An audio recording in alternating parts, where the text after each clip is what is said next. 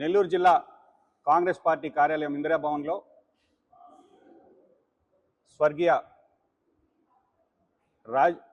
రాజీవ్ గాంధీ గారి 35వ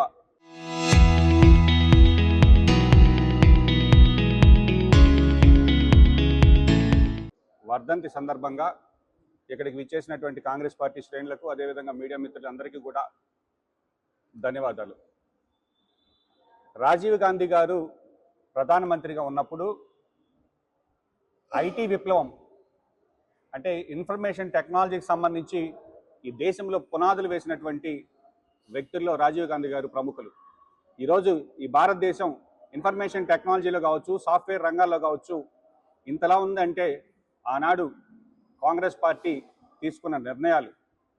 అదేవిధంగా పంచాయతీరాజ్ వ్యవస్థలో సంస్కరణలు తీసుకొచ్చి 73వ 74వ రాజ్యాంగ సవరణలతో సర్పంచులకు అధికారాలు ఉండాలి అని సర్పంచులకు అధికారాలు కల్పించినటువంటి వ్యక్తి కూడా రాజీవ్ గాంధీ గారు. ఈరోజు 18 ఏళ్లకి ఓటు హక్కు కావచ్చు, 21 సంవత్సరం నుంచి 18 ఏళ్ళకి తగ్గించింది కూడా రాజీవ్ గాంధీ గారి హయాంలోనే యువకులకు ఓటు హక్కు కల్పించింది. అదేవిధంగా స్థానిక సంస్థలకు సంబంధించి 33% మహిళలకు రిజర్వేషన్లు ఉండాలని నిర్ణయాలు తీసుకునేది కూడా రాజీవ్ గాంధీ గారి హయాంలోనే అనేటటువంటి విషయం ఈరోజు దేశ ప్రజలందరూ కూడా గుర్తుపెట్టుకోవాలి. ఈరోజు మహిళా రిజర్వేషన్స్ సంబంధించి బీజేపీ వాళ్ళు మన పార్లమెంట్లో ఏ విధంగా డ్రామాలు ఆడారో దేశ ప్రజలందరూ చూశారు. మహిళా రిజర్వేషన్స్ సంబంధించి చట్టసభల్లో ఒక బిల్లు ఆల్రెడీ పాస్ అయిన తర్వాత దానిని జనగణన తర్వాత మేము అప్లై చేస్తామని చెప్పి దానికి పక్కన పెట్టి మళ్ళీ డీలిమిటేషన్ బిల్లుని మహిళా రిజర్వేషన్లకు ముడిపెట్టి మళ్ళీ బిల్లు తీసుకురావడం జరిగింది. కాబట్టి ఈరోజు కాంగ్రెస్ పార్టీ ఆలోచనలు కానీ ఈ దేశ నిర్మాణంలో కాంగ్రెస్ పార్టీ చేసినటువంటి సేవలన్నీ కూడా ఈరోజు ఆ పునాదుల మీద ఈరోజు దేశం పటిష్టంగా ఉందనేటటువంటి విషయం గుర్తుపెట్టుకోవాలి. ఈరోజు నరేంద్ర మోడీ గారు మొన్న మాట్లాడుతూ బంగారం కొనొద్దు, విదేశాలకు వెళ్ళొద్దు, పొదుపు మంత్రం చెప్పించారు. ఆయన మాత్రం ఈరోజు విదేశాల్లో ప్రధానమంత్రుల దగ్గరికి వెళ్ళి చాక్లెట్లు ఇచ్చి ఫోటోలు తీసుకుంటే ఈరోజు ఇంటర్నేషనల్ మీడియా నవ్వుతుంది. ఇంటర్నేషనల్ మీడియా ఈరోజు ఒక నార్వేలో ఈరోజు జ్యోతిలో వచ్చి నేను పొద్దున చూసి నవ్వుకున్నా. ఎందుకంటే ప్రధానమంత్రి స్థాయి మెలోనీకి మెలోడీ అని చాక్లెట్ ప్యాకెట్ ఇచ్చారు పార్లీ బ్రాండ్ అంబాసిడర్ లాగా. అది కాస్త పక్కన పెడితే అది కాదు, ఈ పేపర్లో ఉంది. అది కాస్త పక్కన పెడితే ఒక కార్టూన్ వేశారు నరేంద్ర మోడీ గారి మీద. ఇంటర్నేషనల్ మీడియా కార్టూన్స్ వేసుకుంటుంది. అది కూడా మన పేపర్లో రావడం చూసి నవ్వుకోవాల్సి వస్తుంది. కాబట్టి ఈరోజు దేశ సార్వభౌమాధికారాన్ని మొత్తాన్ని కూడా పణంగా పెట్టి ఈరోజు అమెరికా దగ్గర తల వంచుకొని అమెరికా ట్రేడ్ డీల్ కావచ్చు, అదేవిధంగా క్రూడ్ ఆయిల్ ఇంపోర్ట్స్ ఎక్స్పోర్ట్స్ మీరు ఏ దేశం నుంచి కొనాలనేది కూడా ఈరోజు అమెరికా నిర్ణయించబట్టే ఈరోజు దేశం ఈ స్థితిలో ఉంది. ఆనాడు కాంగ్రెస్ పార్టీ క్రూడ్ ఆయిల్ నిల్వలు దేశ అత్యవసర పరిస్థితులు ఏర్పడినప్పుడు కనీసం 90 రోజులు క్రూడ్ ఆయిల్ నిల్వలు ఉండాలని కాంగ్రెస్ పార్టీ అప్పట్లోనే దానికి సంబంధించినటువంటి ఏర్పాట్లు చేసి క్రూడ్ ఆయిల్ నిల్వలు ఎప్పుడు కూడా 90 రోజుల కన్నా కూడా యుద్ధాలు వచ్చినా ఎటువంటి ఎమర్జెన్సీస్ వచ్చినా కూడా 90 రోజులు దేశానికి మొత్తానికి సరిపడా నిల్వలు ఉండాలని చెప్తుంటే ఈరోజు కనీసం 10 రోజులకు కూడా లేవు. ఈరోజు గ్యాస్ సిలిండర్లు ఇప్పటికీ కూడా క్యూల్లో ఉంటున్నారు. కాబట్టి దేశాన్ని గతంలో కాంగ్రెస్ పార్టీ ఉన్నప్పుడు ఈ దేశం యొక్క అప్పులు ఎంత, ఈరోజు అప్పులు ఎంతో ఒకసారి బేరీజ్ వేసుకోవాలి. గతంలో డాలర్కి రూపాయికి ఉండేటటువంటి మారకం విలువ ఎంత, ఈరోజు 96 రూపాయలకి డాలర్ యొక్క రేటు పెరిగిపోయింది. కాబట్టి దేశం యొక్క సంపద మొత్తం ఆవిరైపోతుంది. దేశ రక్షణకు సంబంధించినటువంటి విషయాల్లో వెనకబడుతున్నాం. ఇవన్నీ కూడా ఒకసారి దేశ ప్రజలు ఆలోచించాలని కాంగ్రెస్ పార్టీ పక్షాన కోరుకుంటున్నాం. ఇకపోతే ఈ రాష్ట్ర విషయానికి వస్తే నెల్లూరు జిల్లా కావచ్చు, రాష్ట్రం కావచ్చు, అవినీతి ఏ విధంగా ఉంది అనేది ఒక చిన్న ఉదాహరణ చెప్తా.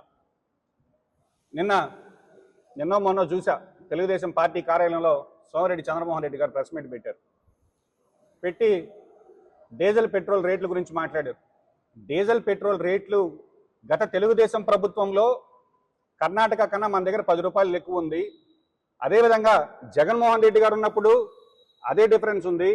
ఈ రోజు కూడా కర్ణాటక మనకన్నా కూడా 11 రూపాయలు తక్కువ ఉన్నటువంటి విషయాన్ని ఈ రాష్ట్ర ప్రజలందరూ కూడా గమనించాలి. కాబట్టి ఈ రెండు ప్రభుత్వాలు కూడా ప్రజల మీద భారం పడకూడదని, కనీసం పక్క రాష్ట్రంలో మనకన్నా 10 రూపాయలు తక్కువ ఉంటే వీళ్ళు తగ్గించాల్సిన బాధ్యత ఉందా లేదా అని అడుగుతున్నా. కాబట్టి తగ్గించకపోగా మళ్ళీ కేంద్ర ప్రభుత్వం వేసినటువంటి అదనపు భారం కూడా ఈరోజు ప్రజల మీద మోపడం జరుగుతుంది. అదేవిధంగా లిక్కర్ గురించి మాట్లాడారు. తెలుగుదేశం లిక్కర్ పాలసీ అద్భుతంగా ఉంది, కావాల్సిన బ్రాండ్లన్నీ రాష్ట్రంలో దొరుకుతున్నాయి, గతంలో తెలంగాణ నుంచి తెచ్చుకునే వాళ్ళు. నేను అడుగుతున్నా, పర్చేజ్ ఆర్డర్స్ అంటామంటే ఏపీ బెవరేజ్ కార్పొరేషన్ లిమిటెడ్కి సంబంధించి ఈ రాష్ట్రంలో ఎవరైనా ఒక కంపెనీ వెళ్ళి అయ్యా మేము మా దగ్గర పలానా బ్రాండ్స్ ఉన్నాయి మీకు సప్లై చేస్తామంటే పర్చేజ్ ఆర్డర్ ఇస్తారు ఏపీ బెవరేజ్ కార్పొరేషన్. వాళ్ళు కొని డిపోలకు పంపిస్తారు. ఈరోజు నేను డిపోలో స్టాక్ తెప్పించా. అసలు డిపోలో ఉండేటటువంటి బ్రాండ్స్ ఏంటి? ఈ విధంగా తెలుగుదేశం నాయకులు చెప్పినట్టుగా గతంలో జగన్మోహన్ రెడ్డి గారి గురించి అయితే మద్యం పాలసీ గురించి చెప్పాల్సిన అవసరం లేదు. కానీ ఈరోజు ఇంటర్నేషనల్ బ్రాండ్స్ పక్కన పెట్టి సేమ్ గతంలో వైఎస్ఆర్ కాంగ్రెస్ పార్టీ వాళ్ళు ఏ విధంగా అయితే డిస్టిలరీని లీజుకి తీసుకొని ఓట్ బ్రాండ్స్ పెట్టుకున్నారో ఈరోజు అదే పందా కొనసాగుతుంది. పర్చేజ్ ఆర్డర్స్కి సంబంధించి మల్టీనేషనల్ కంపెనీలు అయినటువంటి సిగారామ్స్ అట్లాంటి వాటికి కొన్ని బ్రాండ్స్కి అసలు కనీసం పర్చేజ్ ఆర్డర్స్ ఇవ్వట్లేదు. భారీ స్థాయిలో ముడుపులు ఇచ్చిన కంపెనీలకే పర్చేజ్ ఆర్డర్లు ఇస్తున్నారు. కాబట్టి ఈరోజు నేను అడుగుతున్నా, ఎవరైనా కానీ నెల్లూరులో కాదు ఆంధ్రప్రదేశ్లో 100 పైపర్స్ 12 years అనే బ్రాండ్ దొరుకుతుందేమో ఒకసారి కనుక్కోండి. కాబట్టి లిక్కర్ పాలసీ మాకు గతం కన్నా మేము అద్భుతంగా అనేటటువంటి పరిస్థితి లేదు. ఈ జిల్లాకి, ఈ యొక్క నెల్లూరు జిల్లాలో ఒక నెలకి సరాసరిన 140 కోట్లు మద్యం అమ్మకాలు జరుగుతున్నాయి. 140 కోట్లు మద్యం అమ్మకాలు జరుగుతుంటే ఈ యొక్క జిల్లాలో ప్రతి షాపులో ఇటు బీరు పైన 10 రూపాయలు, వాటర్ బాటిల్ పైన 10 రూపాయలు అదనంగా మద్యం షాపులు వసూలు చేస్తున్నాయనేటటువంటి మాట వాస్తవం. జిల్లా మొత్తం 140 కోట్ల రూపాయల మద్యం అమ్మకాలు జరుగుతుంటే ఈరోజు ప్రతి నెల టార్గెట్లు ఇచ్చి నెలకి 5-6 కోట్లు వ్యాపారం పెంచమని ప్రభుత్వ అధికారుల మీద ఒత్తిడి పెట్టేటటువంటి పరిస్థితి. కాబట్టి ఆన్ అన్ యావరేజ్ నాకున్న లెక్కల ప్రకారంగా 1,93,000 కేసులు యొక్క లిక్కరు అమ్ముడుపోతుంటే 78,000 కేసులు ఈ యొక్క జిల్లాలో బీర్లు అమ్ముడుపోతున్నాయి. వీటిల్లో 10 రూపాయలు అదనంగా వసూలు చేసిన దానివల్ల జిల్లా ప్రజల నుంచి దగ్గరగా నెలకి 9 కోట్ల రూపాయలు అదనంగా దోచుకుంటుంటే ఈ ప్రభుత్వం చూస్తూ ఉంది. దానికి సంబంధించి ఒక టోల్ ఫ్రీ నంబర్ పెట్టారు. ఆ టోల్ ఫ్రీ నంబర్కి ఫోన్ చేస్తే వాళ్ళు వెళ్ళి ఏదో తూతు మంత్రంగా రిపోర్టులు రాసుకొని ఎక్సైజ్ అధికారులు భారీ స్థాయిలో అవినీతికి పాల్పడుతున్నా కూడా ఈ జిల్లాలో అసలు ఆంధ్రప్రదేశ్లో అవినీతి నిరోధక శాఖ అనేది లేదు. ఎందుకంటే జిల్లా అధికారులు విచ్చల విడిగా అవినీతికి పాల్పడుతున్నా కూడా కనీసం ఆ అధికారుల సైడ్ చూసేటటువంటి పరిస్థితి కూడా ఈ జిల్లాలో లేదు. ఈ జిల్లానే కాదు రాష్ట్రంలో లేదనేటటువంటి విషయం గుర్తుకు పెట్టుకోవాలి. కాబట్టి మేమేదో మద్యం పాలసీ అద్భుతంగా తీసుకొచ్చాం, అన్నీ దొరుకుతున్నాయి, ఏం లేదు. గతంలో వైఎస్ఆర్ కాంగ్రెస్ పార్టీలో ఏమి చేశారో వీళ్ళు అదే అవినీతి కొనసాగిస్తున్నారు తప్ప మరొకటి లేదనేటటువంటి విషయం ఈ జిల్లా ప్రజలు అర్థం చేసుకోవాలి. ఇకపోతే రాష్ట్ర ఇరిగేషన్కి సంబంధించి ఈరోజు ఆంధ్రజ్యోతిలో ప్రముఖంగా ఒక కథనం వచ్చింది. దీని యొక్క సారాంశం ఏంటంటే, తెలంగాణకు సంబంధించి పాలమూరు రంగారెడ్డి ఎత్తిపోతల పథకానికి పర్మిషన్ ఇస్తున్నాం అంటే సూత్రాభిప్రాయంగా ఇరు రాష్ట్రాలు అంగీకరించాయి. కాబట్టి పాలమూరు రంగారెడ్డి ఎత్తిపోతల పథకానికి ఇరు రాష్ట్రాలు అంగీకారం తెలిపారంటున్నారు. సంతోషం. ఈరోజు శ్రీశైలం రిజర్వాయర్లో 850 అడుగులు ఉంటేనే నీటి నిల్వ యొక్క ఎత్తు ఫుల్ ఎఫ్ఆర్ఎల్ లిమిట్ ప్రకారం ఉంటేనే మనకి గ్రావిటీ బేస్ మీద పోతిరెడ్డిపాడు హెడ్ రెగ్యులేటరీ కెపాసిటీ ద్వారా మనకి నీళ్లు సోమశిలకి రావడం జరుగుతుంది. ఈరోజు సరాసరిన శ్రీశైలం రిజర్వాయర్లో 30 రోజులకు మించి కూడా ఆ లెవెల్ మెయింటైన్ కావట్లేదు. అదే 2023 లాంటి కరువు వచ్చినప్పుడైతే దాని పరిస్థితి మరింత దారుణంగా ఉందని జగన్మోహన్ రెడ్డి గారు ఈ యొక్క ఏదైతే ఇప్పుడు YSR Congress party Rayalaseema lift irrigation మీద రాద్ధాంతం చేస్తుందో, కనీసం అంతర్రాష్ట్ర నదీ జలాల పంపిణీ విషయంలో ఎటువంటి అనుమతులు లేకుండా, అదేవిధంగా ల్యాండ్ ఎక్విజిషన్ సంబంధించి కావచ్చు, ఫారెస్ట్ క్లియరెన్స్ కావచ్చు, ఇవేమి లేకుండానే టెండర్లు పిలిచి 1000 కోట్లు ఖర్చు పెట్టారు. ఈరోజు అవకాశం వచ్చింది. ఇటు వైఎస్ఆర్ కాంగ్రెస్ పార్టీని కానీ అటు తెలుగుదేశం నాయకులను కానీ కాంగ్రెస్ పార్టీ పక్షాన ప్రశ్నిస్తున్నాం. ఎందుకంటే నీళ్లకు సంబంధించినంత వరకు ఈ రాష్ట్రానికి ఒక్క రాజశేఖర రెడ్డి గారు మాత్రమే ఈ రాష్ట్రంలో రైతుల గురించి ఆలోచించినటువంటి వ్యక్తి. పోతిరెడ్డిపాడు హెడ్ రెగ్యులేటరీ కెపాసిటీ 11,000 నుంచి 44,000 క్యూసిక్లకి ఆనాడు రాజశేఖర రెడ్డి గారు పెంచబట్టే ఈరోజు రాయలసీమకి నీళ్ళు వచ్చేటటువంటి అవకాశం ఏర్పడింది. కాబట్టి ఈరోజు కృష్ణా నది మీద తెలంగాణలో ప్రాజెక్టులకి ఎత్తిపోతల పథకానికి అనుమతి ఇస్తుంటే, రాయలసీమకు సంబంధించి రాయలసీమ లిఫ్ట్ ఇరిగేషన్కి కేంద్రం మీద ఒత్తిడి తెచ్చి అనుమతులు తీసుకోవాల్సినటువంటి అవసరం ఉందని చెప్తున్నాం.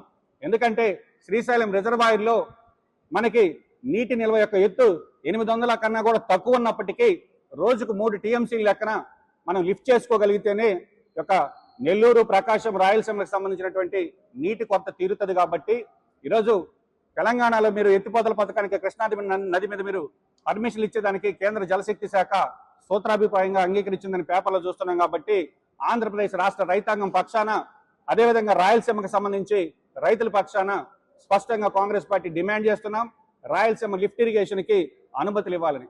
కాబట్టి ఈరోజు వైఎస్ఆర్ కాంగ్రెస్ పార్టీలో రాయలసీమ లిఫ్ట్ ఇరిగేషన్ సంబంధించి వాళ్ళు కేవలం ఏ అనుమతి లేకుండా ప్రాజెక్టు మొదలు పెట్టబట్టే ఈరోజు ఈ విధంగా తయారైంది. ఆ రోజు మనకి ఎంపీలు ఉన్నారు, 22 మంది ఎంపీలు పెట్టుకొని కేంద్రం మీద ఒత్తిడి తెచ్చి ఆ ప్రాజెక్టుకి అనుమతులు తీసుకొచ్చి ఉంటే ఈరోజు ఆ పరిస్థితి ఉండేది కాదు. కాబట్టి ఈరోజు పోలవరం ప్రాజెక్టుకి సంబంధించి రాష్ట్రం విడిపోయినప్పుడు 100% దానికి సంబంధించినటువంటి నిధులను కేంద్రం భరించే విధంగా ఈరోజు ఆంధ్రప్రదేశ్ రాష్ట్ర విభజన చట్టంలో పెట్టినటువంటి పార్టీ కాంగ్రెస్ పార్టీ 100% నిధులు ఇస్తుంటే కూడా ఈరోజు ఇప్పటికీ ఆ ప్రాజెక్టు పూర్తి కాని పరిస్థితి. కాబట్టి ఈ రాష్ట్ర రైతాంగం పక్షాన కాంగ్రెస్ పార్టీ డిమాండ్ చేస్తుంది, ఏదైతే ఈ యొక్క ప్రాజెక్టులు పెండింగ్ ప్రాజెక్టులు అన్నాడు రాజశేఖర రెడ్డి ప్రారంభించి ఇప్పటికీ పూర్తి కాని ప్రాజెక్టులు అన్నీ కూడా త్వరితగతిన పూర్తి చేయమని డిమాండ్ చేస్తున్నాం. కాబట్టి కాంగ్రెస్ ప్రభుత్వంలో మాత్రమే ఈ యొక్క రైతులకు సంబంధించి రాజశేఖర రెడ్డి గారు తీసుకున్న నిర్ణయాల వల్ల ఉపయోగం కలిగిందనేటటువంటి మాట వాస్తవం.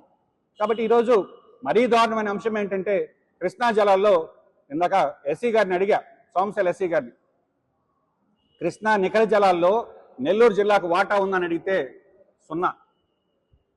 వరద జలాలు మిగిలిన జలాలు పక్కన పెడితే నికర జలాల్లో మనకు వచ్చేటటువంటి నీళ్లు 15 టీఎంసీలు సోమశేలకు వస్తే ఆ 15 టీఎంసీలు కండలేరుకు పోతే కండలేరు నుంచి మద్రాసు పోతానే తప్ప కృష్ణా నదీ జలాల్లో ఈ యొక్క నెల్లూరు జిల్లా రైతాంగానికి నికర జలాల్లో వాటా కూడా తీసుకురావాల్సినటువంటి అవసరం ఉందని నెల్లూరు జిల్లా కాంగ్రెస్ పార్టీ తరఫున, అదేవిధంగా రైతాంగం తరఫున డిమాండ్ చేస్తున్నాం.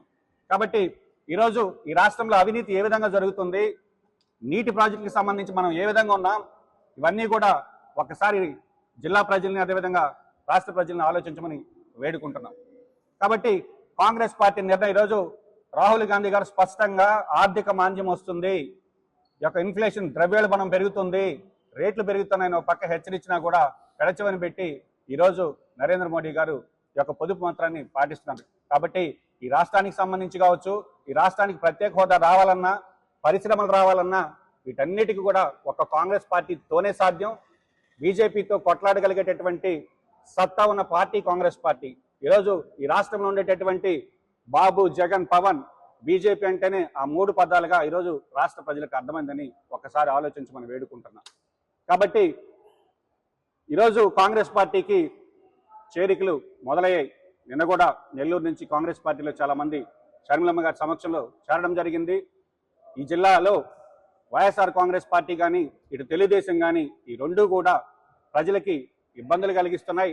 ప్రాంతీయ పార్టీల వల్ల ఈ రాష్ట్రానికి కానీ, దేశానికి కానీ ప్రయోజనం లేదని ఒకసారి జిల్లా ప్రజల్ని ఆలోచించమని వేడుకుంటున్నా. కాబట్టి ఈరోజు రాజీవ్ గాంధీ వర్ధంతి సందర్భంగా ఇక్కడికి విచ్చేసినటువంటి కాంగ్రెస్ శ్రేణులందరికీ కూడా ప్రత్యేకంగా ధన్యవాదాలు తెలియజేస్తూ, ఏదైతే నేను ఈరోజు మాట్లాడానో ఆ అంశాల మీద ఖచ్చితంగా జిల్లా స్థాయి అధికారులు సమాధానం చెప్పాలని డిమాండ్ చేస్తున్నా.